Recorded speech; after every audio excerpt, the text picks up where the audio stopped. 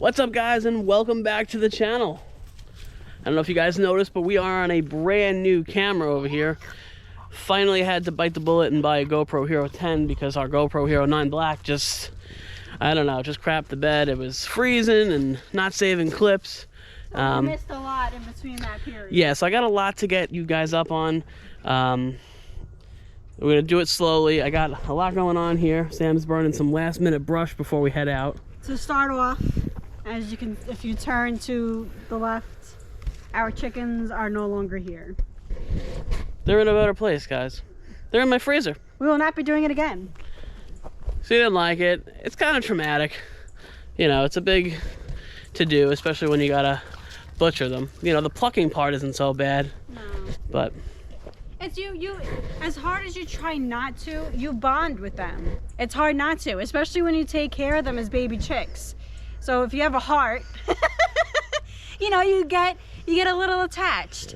The part that the plucking and all that was fine. It was the part of having to cull them that we didn't know that they twitch really bad after. well, I knew it. I didn't. Surprise. So yes, I don't want to do it again.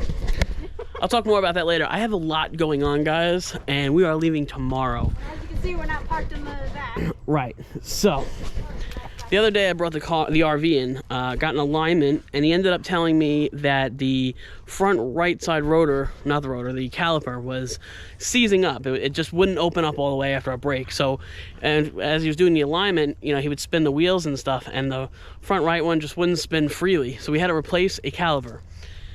So on the way there and on the way back, anything above like 55 miles an hour, 60 miles an hour, we would start to hear da-da-da-da-da-da-da on the roof. I was like, oh crap. You know, I just installed these solar panels. So I jumped up there today. My front solar panel is loose. Like, it just, I don't know, it's not grabbing very well. I put 4 Z brackets, 2 on each side. I didn't put any on the front. I was thinking about putting 2 or 3 on the front to kind of give it a little bit more stability. I think I'm also going to put a piece of seam tape on the front to keep wind from getting under it and trying to lift the panel up, because our panels are really close. I don't know if I back up here, I don't know if you guys will be able to even see them. Anyway, they are right past that lip on the top. So I think that was a mistake. I think I should have set them back a little further. I'm contemplating if I want to pull the die core out and pull all the screws out and move it back 6-7 inches and then re-drill everything and install like 6 or 7 more Z brackets to really make sure this thing doesn't go anywhere. Because the last thing I want is to be driving down the highway at 65 miles an hour and one of my $300 solar panels goes flying off the roof and goes through someone's windshield and kills them. That is the last thing I want, of course. So I'm going to jump up there, I'm going to put the ladder up, I'm going to take a look, and I'm going to get a plan together, and we're going to see what we could do about this panel situation. I'll show you guys how loose it is. All right, we're up here on the roof now. So yeah, I was telling you guys how close it is to this lip. I don't know if I'd be able to install a Z bracket right here. It kind of lifts up because this is like the seam. So there's like die core under here, and then I got the seam tape and sealer. So it's kind of thick. But over here is my major issue. You can see where it just let go. Here, I'll lift it up. So it's just flapping. Now, I didn't put any Z brackets going across. I honestly thought 2 on each side would hold it, but if you really think about it, these panels weigh about 55 pounds each, and they are big panels. I don't know the exact measurements. I will add it above just in case you guys are curious, but they are pretty wide.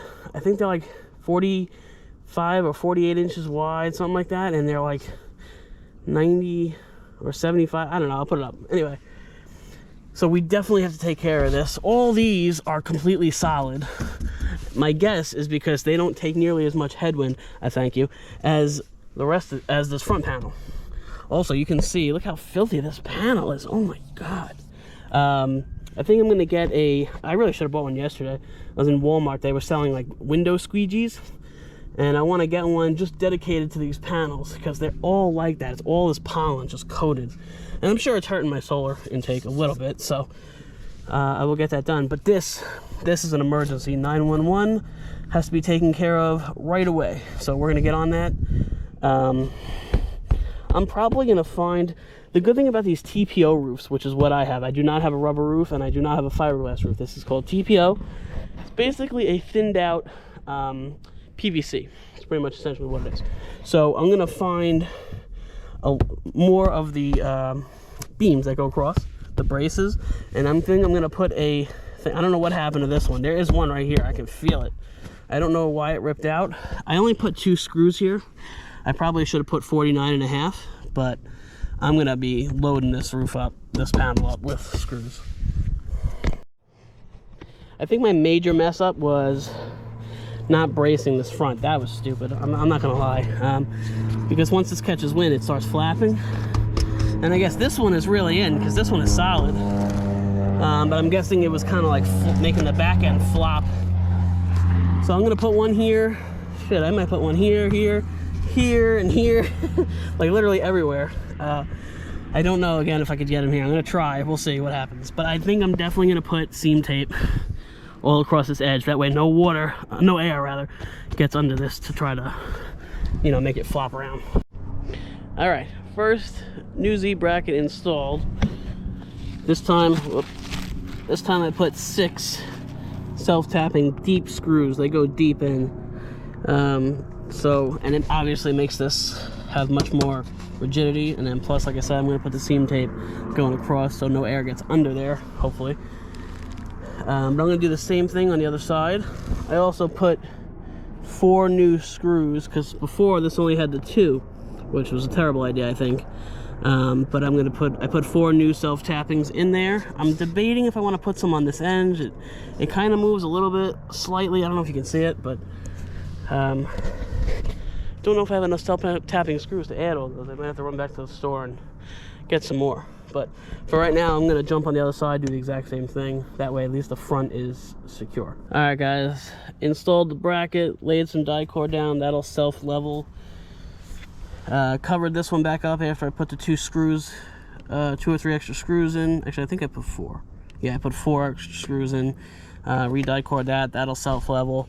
Same thing with this one. This is a brand new bracket, so I didn't want the tail to flap around, so that should be solid now. And I'm going to do the same exact thing to the other side. We're going to add a tail onto that side.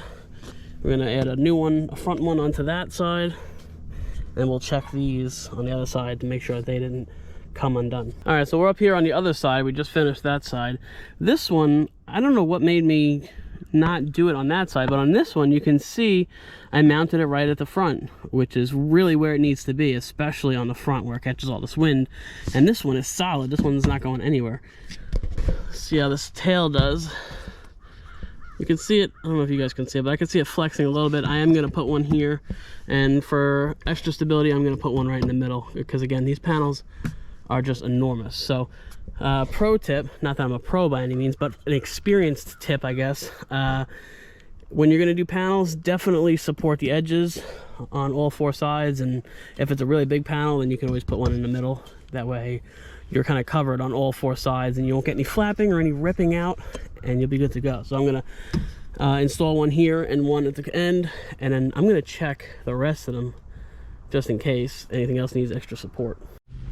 All right, so a quick update. Just got back, picked up the car because I had the car at the shop for a popping noise from when you turn the wheel all the way to the right, then you turn it back, I hear pong, and it sounded like, I don't know, like a tie rod or maybe a ball joint.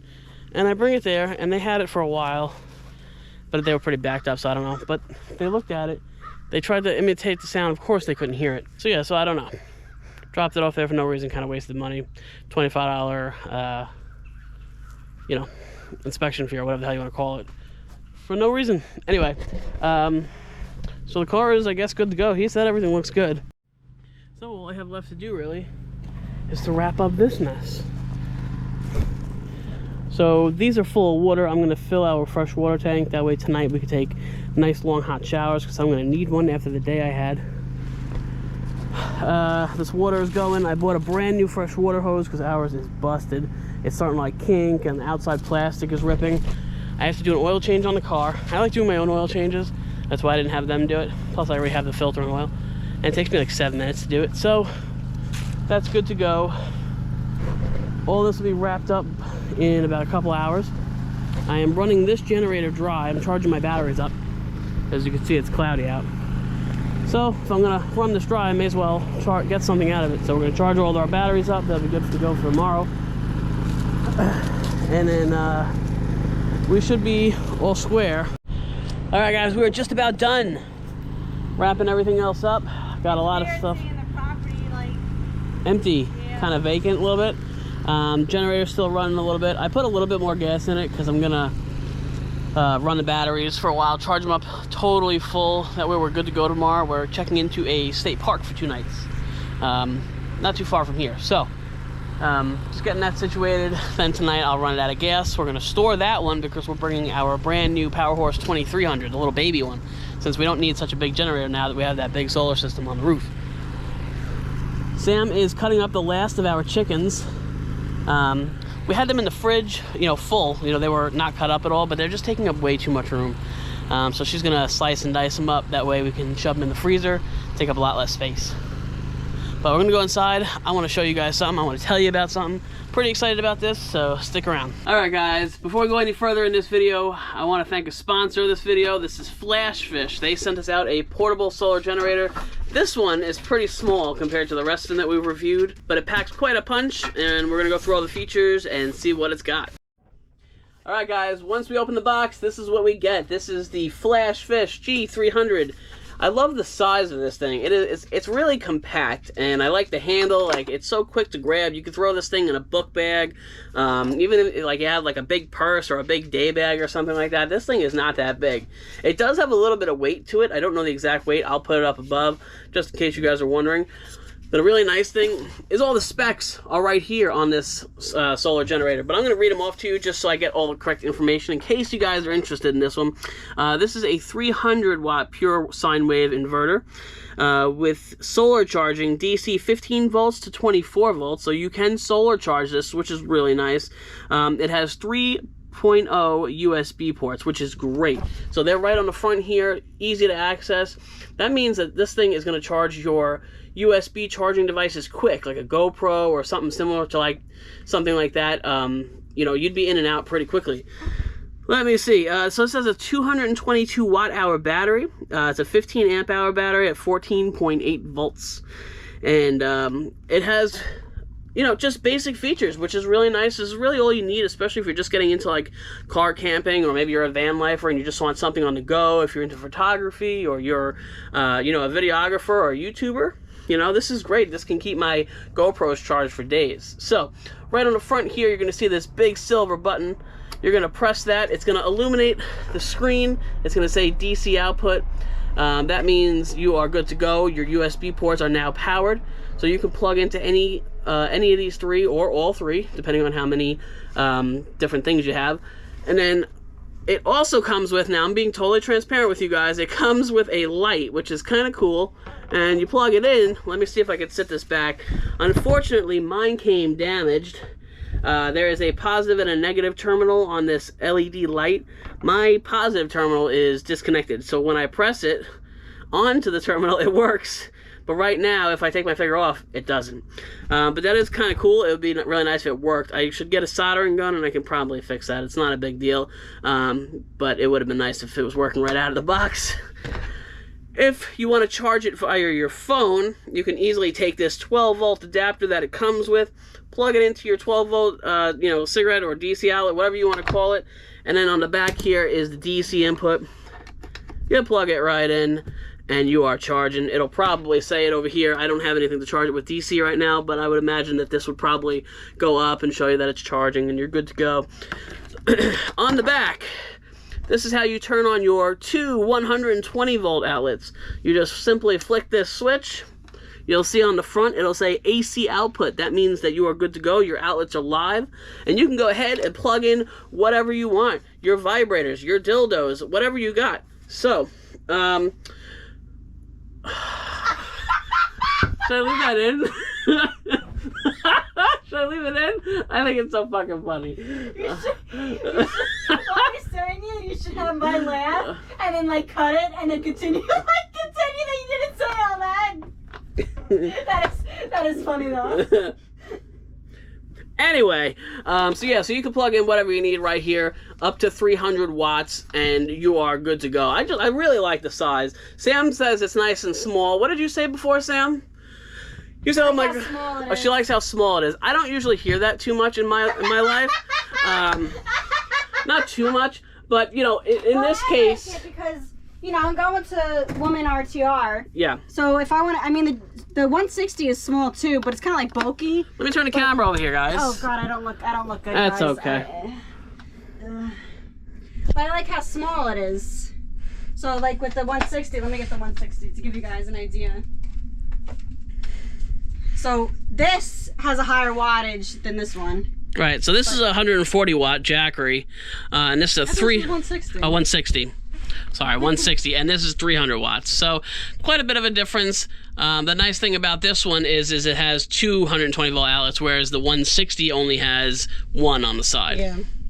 So definitely a good and feature. The fan turns on when you use it. Yeah, this one probably will too eventually. There is a fan on the back to help keep you cooler in case you're in a hot climate, or if you're pulling a lot of wattage and the inverter heats up, it'll usually kick on. It's to keep this cooler, not yourself cooler. Yeah, it's not a fan for you guys. Don't let me catch any of you standing in front of this freaking thing naked, trying to catch a breeze. All right, that's not how this works. But this thing is really nice. I really like it. You know, it is a bummer obviously that this light doesn't work unless I press it. Also, it also comes with a 12 volt DC outlet, so you can go ahead and plug this in right here. I think it's either one. I don't think it really matters. And then you can plug anything that runs on DC in, like, you know, either, I don't know, a cell phone charger or a diesel heater would be great on this. It would probably run for, I don't know, probably a good couple days. And when we had our Jackery 240, we would run our diesel heater on it for like 2.5 days. And this is a little bit bigger of a battery than that. So this thing is pretty sweet. Like I said, it comes with the owner's manual in case you have any questions. And of course, in case you don't know how to put it together. Right, yeah. I mean, it's literally plug and play, guys. You plug this light that doesn't work, you plug it right into here. And wow, they're never gonna sponsor this video ever again. And oh shit, stuff's falling. And you know, whatever. If you're a ladies' man, you know, you just gotta, you know, use your finger the right way. Yeah, once you actually plug it into the port. Yeah, go ahead, Sam, touch it, electrocute yourself. Go ahead, plug it in. Touch it. Touch it. How are you doing? On the bottom, that red positive cable. Right there, yeah, touch it on the silver. Yeah. Press it harder. Push your finger on it. You did. Oh, man. Now it's really broken. Well, I want to give a huge shout out to Flashfish for sending this out. I will be giving it some long-term testing, obviously. The light, I don't know if they're going to send me out another one, or if they're just never going to sponsor a video ever again. I'm really not sure. Realistically, we probably won't use this because the way that it's pointed, it's up towards the thing. Yeah, you're gonna plug it in. You're gonna plug it in. Your eye's right in your eye. You're gonna go blind. No, it doesn't even go towards. Oh, blind your eye out, kid. I like to read, so it's not like I could have this near me and then like oh, you kind of can. Yeah, it's not very. I don't know. It takes a lot to flex it. Yeah. I guess that's probably why this let go, because it was probably flexing and stuff. Well, I don't know. But if you put this on like a nightstand or something maybe, and then you had it like kind of like facing me to read. Yeah, although it doesn't want to do that, it just kind of keeps turning back the other way. So, if you enjoy LED lights blaring in your eye, this is the system for you. Or not pointing at you at all.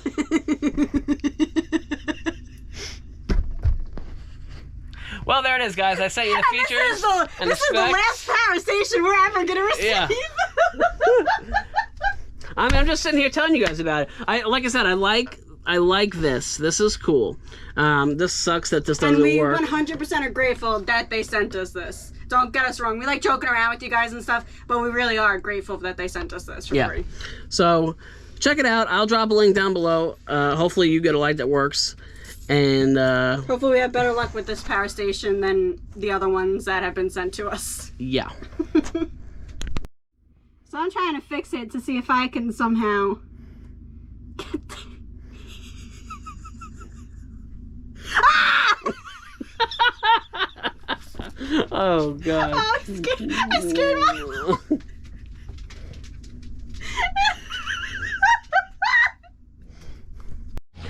Well, guys, that's what I got for you today. we have done a lot today. I am exhausted, and we're still... The days have been just... Yeah, the last couple of days have been pretty hectic with just making sure we have everything, make sure the car is good, make sure the RV is good. The chickens are good. The chickens, taking care of them and packing everything up. I mean, we're going to be doing a, man, almost 3,000 mile road trip.